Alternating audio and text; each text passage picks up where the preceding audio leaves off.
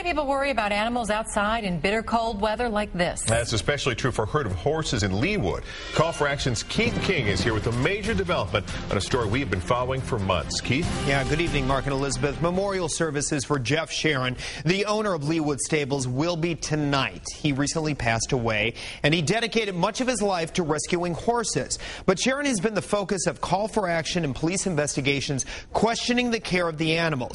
And now many of you want to know what will happen to the remaining horses. During our visit this week to Leawood Stables, the remaining animals appeared content and cared for.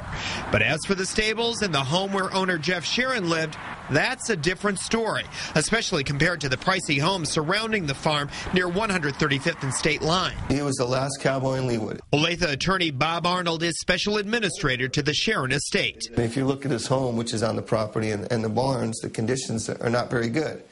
So any money he had in his hand went back into the horses. Sharon rescued old horses. A year ago, Call for Action reported on Sharon after SkyTracker found 4 dead horses lying in a pasture covered in snow. A horse also died after falling through the ice. At that time, Sharon blamed the weather and old age on several of the deaths.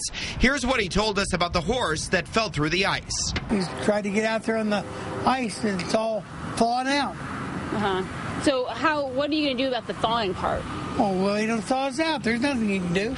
Police investigated, but nothing came of it. In 2005, Sharon was found not guilty on city charges of animal abuse. At the time of Sharon's death in January, some 120 animals remained. Bob Arnold says some animals have been sold, some given away. Many will now go to a farm near Warrensburg.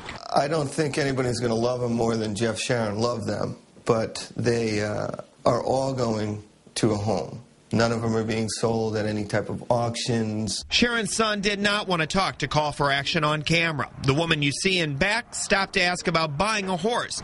Others, concerned about the animals, are doing the same thing. And I spoke with Jeff Sharon's family late this afternoon, who tell me that almost every animal has been adopted out. No word now on what will happen to the farm where the stables sit.